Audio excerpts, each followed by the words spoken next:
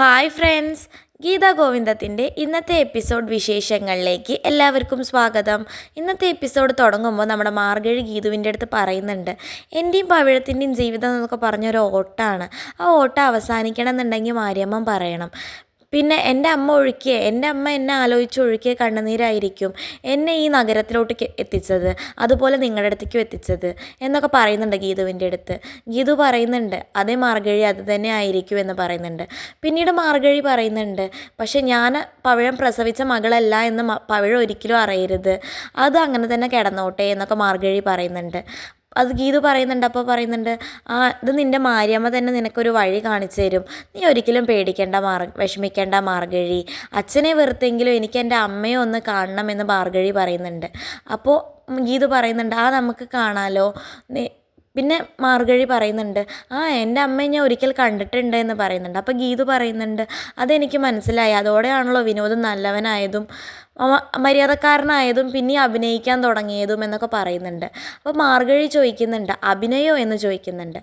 അപ്പോൾ ഗീതു പറയുന്നുണ്ട്, അതെ, അഭിനയം, അവന് നമ്മുടെ അച്ഛൻ്റെ സ്വഭാവമാണ് കിട്ടിയിരിക്കണത്. ഇതൊക്കെ കേട്ട മാർഗഴി പറയുന്നുണ്ട്, ഗോവിന്ദ് സാറിൻ്റെ അനിയത്തിയില്ലേ പ്രിയ, അവളൊരു പാവാണ്, അവളെ ഇനിയും കണ്ണീര് കൊടുപ്പിക്കാൻ ഞാൻ സമ്മതിക്കില്ല, സ്വന്തം അനിയനാണെന്ന് പറഞ്ഞില്ലേ, ഇനി ആ വിനോദിൻ്റെ കാര്യം ഞാൻ ഏറ്റോളാം, അവനെ ആലോചിച്ച് ആരും പേടിക്കേണ്ട, അവനെ മര്യാദക്കാരനാക്കണത് ഞാൻ ഏറ്റു. ഇതൊക്കെ കേട്ട ഗോവിന്ദ് വരുന്നുണ്ട്. അപ്പോൾ ഗോവിന്ദ് പറയുന്നുണ്ട്, ഗീതു, ഞാൻ പറഞ്ഞില്ലേ നിന്നെപ്പോലെ തന്നെ നല്ല മനസ്സുള്ളൊരു കുട്ടിയാണ് മാർഗഴി എന്ന് ഞാൻ പറഞ്ഞില്ലേ, ഇപ്പോൾ നിനക്ക് എന്ത് തോന്നുന്നു എന്ന് പറയുന്നുണ്ട്. അപ്പോൾ മാർഗഴി ഗോവിന്ദിൻ്റെ അടുത്തേക്ക് പോകുന്നുണ്ട്. അടി സഖ്യേ എന്ന് പറഞ്ഞ് അടിക്കുന്നുണ്ട്. അപ്പോൾ ഗോവിന്ദാണെങ്കിലോ അടിക്കാൻ വേണ്ടി കയ്യോ ഓങ്ങുന്നുണ്ട്. അപ്പോൾ മാർഗഴി ആണെങ്കിലോ ചിരിക്കുന്നുണ്ട്. പിന്നീട് ഗോവിന്ദനോട് പറയുന്നുണ്ട് മാർഗഴി, വിനോദിൻ്റെ കാര്യം മാത്രമല്ല അളിയൻ്റെ കാര്യം ഞാൻ ശരിയാക്കി തരാം എന്ന് പറയുന്നുണ്ട്. അപ്പോൾ ഗോവിന്ദ് പറയുന്നത്, ഞാൻ വിനോദിനെ പോലെയൊന്നുമല്ല, ഞാൻ മര്യാദക്കാരനാ എന്ന് പറയുന്നുണ്ട്. അപ്പോൾ മാർഗഴി പറയുന്നുണ്ട്, അതല്ല അളിയ, നമുക്ക് അളിയൻ്റെ ശത്രുക്കളെ ഓരോന്നായിട്ട് പൊളിച്ചെടുക്കാം. ഈ ഇമോഷണൽ, ഞാൻ അമ്മയൊന്ന് കണ്ടിട്ട് ഈ ഇമോഷണൽ സീനൊന്ന് വിടട്ടെ, ബാക്കി നമുക്ക് ആക്ഷനായിട്ട് എല്ലാവരെയും പൊളിച്ചെടുക്കാം എന്നൊക്കെ പറയുന്നുണ്ട്.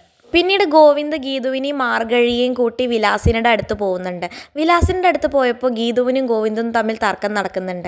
ആരാണ് മാർഗഴിയെ അമ്മയ്ക്ക് പരിചയപ്പെടുത്തി കൊടുക്കുക എന്നുള്ള തർക്കം നടക്കുന്നുണ്ട്. ഗീതു പറയുന്നുണ്ട്, ഞാൻ പരിചയപ്പെടുത്തി കൊടുക്കാം, എൻ്റെ അമ്മയും എൻ്റെ സഹോദരിയല്ലേ, അപ്പം ഞാൻ പരിചയപ്പെടുത്തി കൊടുക്കാം എന്ന് പറയുന്നുണ്ട്. അപ്പോൾ ഗോവിന്ദ് പറയുന്നുണ്ട്, അത് പറ്റില്ല, ഞാനല്ലേ ആൻ്റെ അടുത്ത് പോയിട്ട് ഇവളുടെ അമ്മയും പവിഴത്തെ ഫോട്ടോ ഒക്കെ കാണിച്ചു കൊടുത്തി പരിചയപ്പെടുത്തിയത്, ഞാൻ പോയി സംസാരിക്കാം എന്ന് ഗോവിന്ദ് പറയുന്നുണ്ട്. അപ്പോൾ ഗീതു പറയുന്നുണ്ട്, അത് പറ്റില്ല, ഞാൻ സംസാരിക്കുക, എൻ്റെ അമ്മയല്ലേ, ഇവളുടെ മേലുള്ള അധികാരം ഞാൻ ആർക്കും വിട്ടൊന്നും തരില്ല, ഇവൾ എൻ്റെ സഹോദരിയെ, ഞാൻ സംസാരിക്കുമ്പോഴേ ഇതിൽ കുറച്ച് വ്യക്തത ഒക്കെ വരുള്ളൂ, കണ്ണേട്ടനൊന്നും അറിയില്ല എന്നൊക്കെ പറയുന്നുണ്ട്. അപ്പോൾ ഗോവിന്ദ് പറയുന്നുണ്ട്, എനിക്കാണോ ഒന്നും അറിയാത്തത്, നിനക്കാ ഒന്നും അറിയാത്തത് എന്നൊക്കെ പറയുന്നുണ്ട്. അപ്പോൾ ഗീതു പറയുന്നുണ്ട്, എനിക്കല്ല, നിങ്ങൾക്ക് ഒന്നും അറിയാത്തതെന്ന് പറയുന്നുണ്ട്. അപ്പോൾ ഗോവിന്ദ് പറയുന്നുണ്ട്, പാലം കടക്കുവോളം നാരായണ, അത് കഴിഞ്ഞാൽ നീ ഇങ്ങനെയൊക്കെ കാണിക്കുമല്ലേ എന്ന് പറയുന്നുണ്ട്. അപ്പോൾ ഗീതു പറയുന്നുണ്ട്, എല്ലാ ആണുങ്ങളും ഒരുപോലെ, നിങ്ങൾ സഹായിച്ചത് കണക്ക് പറയുന്നോ, എല്ലാ ആണുങ്ങളും ഒരുപോലെ എന്നൊക്കെ പറയുന്നുണ്ട്. അപ്പോൾ ഗോവിന്ദ് പറയുന്നുണ്ട്, നീ എന്തിനാ എല്ലാ ആണുങ്ങളെയും പറയുന്നതിൽ എന്നൊക്കെ പറയുന്നുണ്ട്. ഇവരുടെ തർക്കം കേട്ടിട്ട് മാർഗഴി പറയുന്നുണ്ട്, നിങ്ങൾക്ക് എന്താ വട്ടാണോ, നിങ്ങളെന്താ ഇങ്ങനെ ഏത് നേരം തല്ലുകൂടിക്കൊണ്ടിരിക്കുന്നതെന്ന് ചോദിക്കുന്നുണ്ട്. അപ്പോൾ ഗോവിന്ദ് പറയുന്നുണ്ട്, ഇത് ഞങ്ങളുടെ ഹോബിയാണ്, ഞങ്ങൾ ചെറിയ പിള്ളേരെ പോലെ ഇങ്ങനെ തല്ലുകൂടിക്കൊണ്ടേയിരിക്കും എന്ന് പറയുന്നുണ്ട്. അപ്പോൾ ഇത് കേട്ട മാർഗഴി പറയുന്നുണ്ട്, ഇത് ചെറിയ പിള്ളേരുടെ പോലെ ഒന്നല്ല, അലവലാതി പിള്ളേരുടെ സ്വഭാവമാണിത് എന്ന് പറയുന്നുണ്ട്. അപ്പോൾ ഇത് കേട്ട ഗീതു പറയുന്നുണ്ട്, കണ്ണേട്ടനിപ്പോൾ സമാധാനമായല്ലോ, കണ്ണേട്ടൻ്റെ സ്വഭാവം അവൾ അറിഞ്ഞില്ലേ എന്ന് പറയുന്നുണ്ട്. അപ്പോൾ ഇത് കേട്ട മാർഗഴി പറയുന്നുണ്ട്, ഞാൻ നിൻ്റെ സ്വഭാവം കൂടിയാണ് ഉദ്ദേശിക്കണേ, എൻ്റെ അമ്മയെ പരിചയപ്പെടുത്തേണ്ട ഇതിൽ നിങ്ങൾ ആരും വിഷമിക്കേണ്ട, ഞാൻ തന്നെ പോയി പരിചയപ്പെട്ടോളാം, നിങ്ങളൊന്ന് ഇവിടെ ഇരിക്കുമോ എന്ന് പറഞ്ഞ് മാർഗഴി കാറിൽ നിന്ന് ഇറങ്ങുന്നുണ്ട്. മാർഗഴി കാറിൽ നിന്ന് ഇറങ്ങിയപ്പോഴത്തേക്കും വിലാസിനി പുറത്തോട്ട് വരുന്നുണ്ട്. പുറത്തോട്ട് വന്നപ്പോഴേക്കും മാർഗഴി ഓടിച്ചെന്നിട്ട് കരയുന്നുണ്ട്, അമ്മയെ എന്ന് പറഞ്ഞ് കെട്ടിപ്പിടിച്ച് കരയുന്നുണ്ട്. അപ്പോൾ വിലാസിനി പറയുന്നുണ്ട്, എന്താ മോളെ, എന്തിനാ നീ കരയണേ, മോളുടെ സങ്കടം കണ്ടിട്ട് അമ്മയ്ക്ക് പേടിയാവുന്നു, എന്തിനാ നീ കരയണേ എന്നൊക്കെ ചോദിച്ചുകൊണ്ടേ ഇരിക്കുന്നുണ്ട്. മാർഗഴിയാണെങ്കിൽ ഒന്നും മിണ്ടാതെ കെട്ടിപ്പിടിച്ച് കരഞ്ഞുകൊണ്ടേ ഇരിക്കുന്നുണ്ട്. ഇതൊക്കെ ഗീതുവും ഗോവിന്ദും കാറിലിരുന്ന് കാണുന്നുണ്ട്. പിന്നീടാണെങ്കിൽ അവർ ഇറങ്ങുമ്പോൾ ഗീതുവിനെ കാണുമ്പോഴത്തേക്കും വിലാസിനി ഞെട്ടിട്ട് മാർഗഴിയെ തള്ളി മാറ്റുന്നുണ്ട്. എന്നിട്ട് രണ്ടുപേരെയും മാറി മാറി നോക്കുന്നുണ്ട്, ആരാ ഇത്, എന്താ ഇത് എന്നൊന്നും വിലാസിനിക്ക് മനസ്സിലാവുന്നില്ല. അപ്പോഴത്തേക്കും ഗോവിന്ദ് വന്ന് പറയുന്നുണ്ട്, അമ്മയ്ക്ക് നഷ്ടപ്പെട്ടു എന്ന് കരുതിയ ഇരട്ട കുഞ്ഞുങ്ങളിൽ ഓരോ കുഞ്ഞാണ് എന്ന് പറയുന്നുണ്ട്. അത് കേട്ട് വിലാസിനി പിന്നെയും ഞെട്ടുന്നുണ്ട്, അവൾക്കൊന്നും മനസ്സിലാവുന്നില്ല. പിന്നീട് ഗീതു വന്ന് പറയുന്നുണ്ട് വിലാസിൻ്റെ അടുത്ത്, ഇത് മാർഗഴി, ജനിച്ചപ്പോഴേ നമ്മൾ നഷ്ടപ്പെട്ടു എന്ന് കരുതിയ എൻ്റെ ഇരട്ട സഹോദരിയാണ് ഇവള് എന്ന് പറയുന്നുണ്ട്. അത് കേട്ടിട്ട് വിലാസിനിക്ക് ബോധം പോകുന്നുണ്ട്. തല കറങ്ങി വീഴാൻ പോകുന്ന അവളെ മാർഗഴിയും ഗോവിന്ദും ഗീതുവും ഒക്കെ പിടിച്ചിട്ട് റൂമിലോട്ട് കിടത്തുന്നുണ്ട്. ബോധം വന്ന വിലാസിനി മാർഗഴിയെ കെട്ടിപ്പിടിച്ച് ഒരുപാട് കരയുന്നുണ്ട്. എന്നിട്ട് പറയുന്നുണ്ട്, ഞാൻ വല്ലാത്ത ധർമ്മസങ്കടത്തിലാണ്. ഇത്രയും നാൾ മരിച്ചു എന്ന് കരുതിയ എൻ്റെ മകളെ തിരിച്ചു കിട്ടിയതിൽ സന്തോഷിക്കുകയാണോ വേണ്ടേ, അതോ ഇത്രയും നാൾ ജീവനോടെ ഉണ്ടായിരുന്നിട്ട് ഞാൻ മരിച്ചു എന്ന് പറഞ്ഞിട്ട് കാണാതിരുന്നതിൽ കരയാണോ വേണ്ടേ, ഒന്നും എനിക്കറിയുന്നില്ല എന്നൊക്കെ പറഞ്ഞിട്ട് കരയുന്നുണ്ട്. ഗീതുവിൻ്റെ കൂടെ പിറപ്പ് ചാപിള്ളയായിരുന്നു എന്ന് പറഞ്ഞ് എന്നെ പറ്റിക്കുകയായിരുന്നു എന്ന് ഞാൻ അറിഞ്ഞിട്ടുണ്ടായിരുന്നില്ല. ഞാൻ നൊന്തു പെറ്റ് പ്രസവിച്ച മകളെ വേറൊരാളുടെ സ്ത്രീയുടെ കയ്യിൽ ഏൽപ്പിച്ചിട്ട് അങ്ങേര് ഇത്രയും ക്രൂര ചതിയൊന്നും എന്നോട് ചെയ്യുമെന്നൊന്നും ഞാൻ വിചാരിച്ചതല്ല. അങ്ങേര് ദുഷ്ടനാണ്. അല്ല, അങ്ങേരെ പറഞ്ഞിട്ടും കാര്യമില്ല. ആരോഗ്യമുള്ള കാലത്ത് ഞാൻ അങ്ങേരെ ഒരുപാട് സപ്പോർട്ട് ചെയ്തിട്ടുണ്ട്, ഇനിയും തെറ്റുകൾക്ക് ചെയ്യാൻ വേണ്ടി പ്രേരിപ്പിച്ചിട്ടുണ്ട്. അപ്പം ഞാനും അതൊക്കെ തെറ്റുകാരത്തി തന്നെയല്ലേ, എനിക്കിതൊക്കെ കിട്ടണം എന്നൊക്കെ പറഞ്ഞിട്ട് വിലാസിനി കരയുന്നുണ്ട്. പിന്നീട് പറയുന്നുണ്ട്, ഗീതുമോള് പറഞ്ഞത് അച്ഛൻ്റെയും വിനോദിൻ്റെയും പോക്ക് ശരിയല്ല എന്ന് വർഷങ്ങളോളം അവൾ പറഞ്ഞതാ. പക്ഷെ ഞാൻ അതൊന്നും കേട്ടില്ല. ഞാൻ അവളാണ് തെറ്റെന്ന് പറഞ്ഞ് നടന്നിരുന്നു. അതിനൊക്കെ എനിക്കിത് കിട്ടണം എന്നൊക്കെ പറഞ്ഞ് കരയുന്നുണ്ട്. പിന്നീട് മാർഗഴിയോട് പറയുന്നുണ്ട് വിലാസിനി, മോൾക്ക് എല്ലാവരും ഉണ്ടായിട്ട് ഒരു അനാഥയെ പോലെ മോള് ജീവിച്ചില്ലേ എന്നൊക്കെ പറഞ്ഞ് കരയുന്നുണ്ട്. അപ്പോൾ മാർഗഴി പറയുന്നുണ്ട്, അമ്മ അത് വിചാരിച്ചു വെച്ചിരിക്കുന്നത് തെറ്റാണ്. ഞാൻ പവിഴ എന്നെ നല്ലപോലെ നോക്കിയിട്ടുണ്ടായിരുന്നേ. സ്വാമിയച്ഛനാണെങ്കിൽ എൻ്റെ സ്വന്തം അച്ഛനെ പോലെ നോക്കിയിട്ടുണ്ടായിരുന്നേ എന്ന് പറയുന്നുണ്ട് മാർഗഴി. അപ്പോൾ വിലാസിനി പറയുന്നുണ്ട്, അത് നീ എന്നെ സമാധാനിപ്പിക്കാൻ വേണ്ടി വെറുതെ പറയുന്നതല്ലേ. സ്വന്തം മകളാന്ന് കരുതി പവിഴ നിന്നെ നന്നായി നോക്കിയിട്ടുണ്ടാവും. പക്ഷെ സ്വന്തം അച്ഛൻ്റെ അത്ര പേരില്ലല്ലോ വളർത്തച്ഛൻ എന്ന് പറയുന്നുണ്ട്. അത് അമ്മയ്ക്ക് തെറ്റിയതാ. സ്വന്തം അച്ഛനെ പോലെ തന്നെയാണ് സ്വാമിയച്ഛൻ എന്നെ നോക്കിയിരുന്നത്. ജനിച്ചപ്പോൾ എന്നെ വേണ്ട എന്ന് പറഞ്ഞ് വലിച്ചെറിഞ്ഞ അച്ഛനേക്കാൾ വലിയ സ്ഥാനത്താണ് എൻ്റെ സ്വാമിയച്ഛൻ ഇരിക്കുന്നത്. എൻ്റെ മനസ്സിൽ സ്വാമിയച്ഛൻ്റെ സ്ഥാനം മാരിയമ്മയോളം വലുതാണ്. പിന്നീട് മാർഗഴി പറയുന്നുണ്ട്, ഒറ്റ ദിവസം കൊണ്ട് എൻ്റെ മാരിയമ്മൻ എൻ്റെ ജീവിതം മാറ്റിമറിച്ചല്ലോ. ജന്മം തന്ന ആളെ നോക്കി നടക്കുകയായിരുന്നു ഞാൻ ഇത്രയും കാലം. പക്ഷേ എനിക്ക് എൻ്റെ മാരിയമ്മൻ തന്നത് പെറ്റ അമ്മയല്ലേ, അങ്ങനെയൊക്കെ പറഞ്ഞ് മാർഗഴി കരയുന്നുണ്ട്. ഇത് കണ്ട ഗോവിന്ദ് ഗീതുവിനോട് പറയുന്നുണ്ട്, ഗീതു കുറച്ച് നേരം അവർ തനിയെ ഇരുന്നോട്ടെ, നമുക്ക് അങ്ങോട്ടേക്ക് മാറിയിരിക്കാം. അവർ ഈ സങ്കടമൊക്കെ മാറി പിന്നെ സന്തോഷത്തിലാവുമ്പോൾ നമുക്ക് ഇങ്ങോട്ട് തിരിച്ചു വരാം എന്നൊക്കെ പറഞ്ഞ് ഗീതുവും ഗോവിന്ദും അവിടെ നിന്ന് പോകുന്നുണ്ട്. പുറത്തെത്തിയ ഗീതു കരയുന്നുണ്ട്. അപ്പോൾ ഗീതുവിനോട് ഗോവിന്ദ് പറയുന്നുണ്ട്, നീ എന്തിനാ ഗീതു ഇങ്ങനെ കരയുന്നേ, നീ ഇത്രയും കാലം മരിച്ചെന്ന് കരുതിയ കൂടപ്പിറപ്പിനെ കിട്ടിയ ദിവസമല്ലേ ഇന്ന് നീ ഇങ്ങനെ കരയാൻ പാടില്ല എന്നൊക്കെ പറഞ്ഞ് ആശ്വസിപ്പിക്കുന്നുണ്ട്.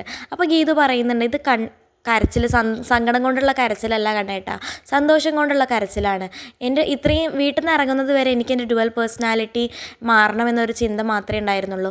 അത് ഒറ്റ നിമിഷം കൊണ്ട് മാറ്റി ഏറ്റവും വലിയ സമ്മാനമല്ലേ എനിക്കും എൻ്റെ കുടുംബത്തിനും തന്നത്. കണ്ണേട്ടനോട് എത്ര നന്ദി പറഞ്ഞാലും മതിയാവില്ല എന്നൊക്കെ പറയുന്നുണ്ട് ഗീതു. അപ്പോൾ ഗോവിന്ദ് പറയുന്നുണ്ട്, നമുക്കിടയിൽ എന്തിനാ ഗീതു ഇങ്ങനെ നന്ദി പറച്ചിലൊക്കെ, ഇതൊന്നും ഞാൻ അന്വേഷിച്ച് കണ്ടുപിടിച്ചതല്ല, നീ അറിയണമെന്ന് ദൈവം കരുതി വെച്ചതല്ല, എന്നെ തേടി വന്നതാണ്. ഞാനൊരു മീഡിയേറ്റർ ആയതെന്ന് മാത്രമേ ഉള്ളൂ. അത് ആലോചിച്ച് നീ വിഷമിക്കേണ്ട എന്നൊക്കെ പറയുന്നുണ്ട്. അപ്പോൾ ഗീതു പറയുന്നുണ്ട്, ശരിയാണ് കണ്ണേട്ടൻ പറയുന്നത്, ഈ മാർഗഴിയെ നമ്മുടെ രംഗത്തിറക്കി നമ്മുടെ ശത്രുക്കളോട് പോലും കടപ്പെട്ടിരിക്കുന്നു ഞാനിപ്പോൾ എന്ന് പറയുന്നുണ്ട്. അപ്പോൾ ഇത് കേട്ട ഗോവിന്ദ് പറയുന്നുണ്ട്, എന്ന് വെച്ച് ഞാൻ അവരോട് ക്ഷമിക്കാനൊന്നും ഞാൻ തയ്യാറല്ല, അവർക്ക് തക്കതായ ശിക്ഷ ഞാൻ കൊടുത്തിരിക്കും, എന്തായാലും ഞാൻ കൊടുത്തിരിക്കും എന്നൊക്കെ പറയുന്നുണ്ട്. അപ്പോൾ പിന്നെ ഗോവിന്ദ് പറയുന്നുണ്ട്, തൽക്കാലം ഈ സന്തോഷം നിന്നിലും നിൻ്റെ അമ്മയിലും മാത്രം ഒതുങ്ങട്ടെ, വിനോദ് പോലും ഇത് അറിയണ്ട എന്ന് പറയുന്നുണ്ട്. അപ്പോൾ ഗീതു പറയുന്നുണ്ട്, വിനോദ് കുറച്ച് സ്വഭാവദോഷം ഉണ്ടെന്നേ ഉള്ളൂ, പക്ഷെ അവ ഒരിക്കലും നമ്മുടെ ശത്രുസ്ഥാനത്ത് നിൽക്കില്ല കണ്ണേട്ട എന്ന് പറയുന്നുണ്ട്. അപ്പോൾ ഗോവിന്ദ് പറയുന്നുണ്ട്, അതെനിക്കറിയാം, എന്നാലും വിനോദ് അറിയണ്ട എന്ന് പറഞ്ഞത് എന്തുകൊണ്ടാണ് അറിയോ എന്ന് ചോദിക്കുന്നുണ്ട് ഗീതുവിൻ്റെ അടുത്ത്. അപ്പോൾ ഗീതു പറയുന്നുണ്ട് എന്തുകൊണ്ടാണെന്ന് ചോദിക്കുന്നുണ്ട്.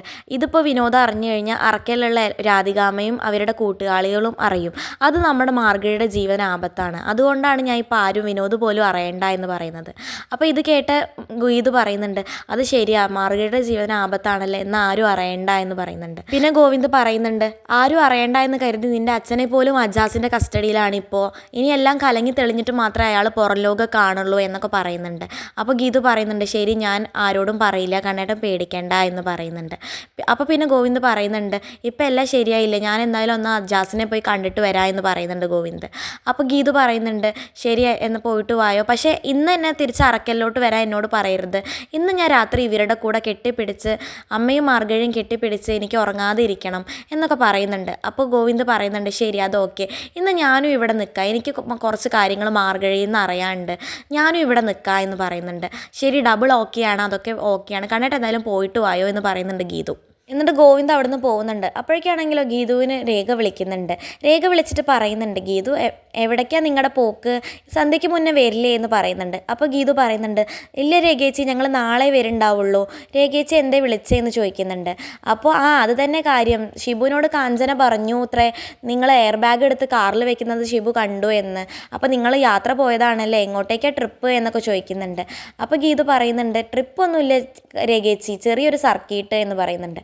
അപ്പോൾ രേഖ പറയുന്നുണ്ട്, ഈ നാട്ടിൻപുറത്ത് സർക്കീട്ട് എന്ന് പറയുന്നത് തന്നെയുള്ളോ യാത്ര, എങ്ങോട്ടേക്കാ എന്ന് പറയുന്നുണ്ട്. അപ്പോൾ അത് ഗീതു പറയുന്നുണ്ട്, അതൊക്കെ ഞാൻ വന്നിട്ട് വിശദമായി പറയാം. അല്ല എങ്ങനെയുണ്ട് രാധികാമ്മയും വരണു എന്ന് ചോദിക്കുന്നുണ്ട്. ഞാൻ വീട്ടിൽ നിന്ന് ഇറങ്ങുന്നതിന് മുന്നേ അവർക്ക് നല്ല ഡോസ് കൊടുത്തിട്ടാണ് ഇറങ്ങിയേ, എങ്ങനെയുണ്ട് അവരുടെ ഇപ്പോൾ അവസ്ഥ എന്ന് ചോദിക്കുന്നുണ്ട്. അപ്പോൾ രേഖ പറയുന്നുണ്ട്, അതിൻ്റെ എഫക്റ്റ് ആണെന്ന് തോന്നുന്നു, രണ്ടും ഇഞ്ചി കടിച്ച കുരങ്ങന്മാരെ പോലെ ഇരിക്കുന്നുണ്ട്, താടിക്ക് കൈവച്ച് ഇരിക്കുന്നുണ്ട്. നീ എന്ത് ഡോസാണ് ഗീതു ഇങ്ങനെ കൊടുക്കുന്നത് എന്ന് എനിക്ക് രണ്ടെണ്ണം കൂടെ പറഞ്ഞതായോ, ഞാനും അവരോട് ഡോസ് പ്രയോഗിച്ചിട്ട് ഞാനും അവരൊന്ന് ഒരു പാഠം പഠിപ്പിച്ചിരുന്നു എന്നൊക്കെ രേഖ ഗീതുവിനോട് പറയുന്നുണ്ട്. അപ്പോൾ ഇത് കേട്ട ഗീതു പറയുന്നുണ്ട്, ഒക്കെ ഞാൻ പറഞ്ഞു തരാം, ഞാൻ ആദ്യം ഒന്ന് അവരെ ഒതുക്കട്ടെ എന്ന് പറയുന്നുണ്ട്. പിന്നീട് രേഖ പറയുന്നുണ്ട് ഗീതുവിൻ്റെ അടുത്ത്, ഞാൻ വിളിച്ചത് എന്തിനാണെന്നറിയോ ഗീതു, വിജയലക്ഷ്മി അമ്മ പറഞ്ഞിരുന്നു നാളെന്തോ മെഡിക്കൽ ചെക്കപ്പ് ഉണ്ടെന്ന്, അതിനു മുന്നേ നിങ്ങൾ എത്തില്ലേ എന്ന് ചോദിക്കാൻ വേണ്ടി വിളിച്ചതാണ് പറയുന്നുണ്ട്. അപ്പോൾ ഗീതു പറയുന്നുണ്ട്, അത് ശരിയാണല്ലോ, ഞാൻ മറന്നു, അമ്മയാണെങ്കിൽ അത് ഓർമ്മിപ്പിക്കുകയും ചെയ്തില്ല എന്നൊക്കെ പറയുന്നുണ്ട് ഗീതു. അപ്പോൾ രേഖ പറയുന്നുണ്ട്, എങ്ങനെ ഓർമ്മിപ്പിക്കുക, ഓഫീസിലേക്കാണെന്ന് പറഞ്ഞിട്ടല്ലേ ഇവിടുന്ന് രണ്ടുപേരും പോയത്, എന്നും വരുന്ന പോലെ വൈകുന്നേരം വരുമെന്ന് വിചാരിച്ചിട്ടുണ്ടാവും അമ്മയും, അതായിരിക്കും നിങ്ങളെ ഓർമ്മിപ്പിക്കാഞ്ഞത് എന്നൊക്കെ പറയുന്നുണ്ട് രേഖ. അപ്പോൾ ഗീതു പറയുന്നുണ്ട്, അമ്മേനെ ഹോസ്പിറ്റലിൽ കൊണ്ടുപോയി എന്തായാലും ഞങ്ങൾ എത്തും രേഖേച്ചി പേടിക്കണ്ട എന്നൊക്കെ പറയുന്നുണ്ട്. പിന്നീട് ഗീതു പറയുന്നുണ്ട്, എന്നാൽ ശരി രേഖേച്ചി, ഞാൻ അമ്മയെ വിളിച്ചിട്ട് രേഖേച്ചിയെ വിളിക്കാം എന്നൊക്കെ പറയുന്നുണ്ട്. എന്നിട്ട് കോൾ കട്ടാക്കുന്നുണ്ട് ഗീതു. എന്നിട്ട് രേഖയോട് കാഞ്ചന ചോദിക്കുന്നുണ്ട്, ഗീതു പാപ്പ എങ്ങോട്ടാണ് പോയിരിക്കുന്നത്, നിങ്ങൾക്ക് അറിയോ രേഖയെന്ന് ചോദിക്കുന്നുണ്ട്. അപ്പോൾ രേഖ പറയുന്നുണ്ട്, അവർ ടൂറിലാണ്, നിനക്കെന്താ, അവരെങ്ങോട്ടേക്ക് പോയാലും നിനക്കെന്താ എന്നൊക്കെ ചോദിക്കുന്നുണ്ട്. അല്ല അവർ പോകുമ്പോൾ രാധികാമ്മോട് ഒരു വാക്ക് പോലും പറഞ്ഞില്ല, അതൊക്കെ തപ്പല്ലേ എന്ന് പറയുന്നുണ്ട് കാഞ്ചന. അപ്പം രേഖ പറയുന്നുണ്ട്, രാധികാമ്മയോട് ഒന്നിൻ്റെ പകരം 100 പറയാനല്ലേ നീ ഇവിടെ ഉള്ളത്, അതുകൊണ്ട് കുഴപ്പമില്ല എന്നൊക്കെ പറയുന്നുണ്ട് രേഖ കാഞ്ചനയുടെ അടുത്ത്. എന്നിട്ട് രേഖ അവിടുന്ന് പോകുന്നുണ്ട് കാഞ്ചനയോട് ദേഷ്യപ്പെട്ടിട്ട്. എന്നിട്ട് കാഞ്ചന മനസ്സിൽ വിചാരിക്കുന്നുണ്ട്, ആർക്കും ഒരു തെറ്റ് ചെയ്യണമെന്ന് ഞാൻ വിചാരിക്കുന്നില്ലല്ലോ, എന്നിട്ട് എന്താ എല്ലാവരും എന്നെ മാത്രം പാര എന്നൊക്കെ വിളിച്ച് പറഞ്ഞുകൊണ്ട് പോകുന്നത്, അങ്ങനെയൊക്കെ പറഞ്ഞുകൊണ്ട് നിൽക്കുന്ന കാഞ്ചനയെ കാണിച്ചുകൊണ്ടാണ് ഇന്നത്തെ എപ്പിസോഡ് അവസാനിക്കുന്നത്. ഇതുപോലുള്ള ഗീതാ ഗോവിന്ദം വിശേഷങ്ങൾ നിങ്ങൾക്ക് പെട്ടെന്ന് അറിയാൻ വേണ്ടി ചാനൽ സബ്സ്ക്രൈബ് ചെയ്യാൻ മറക്കരുത്.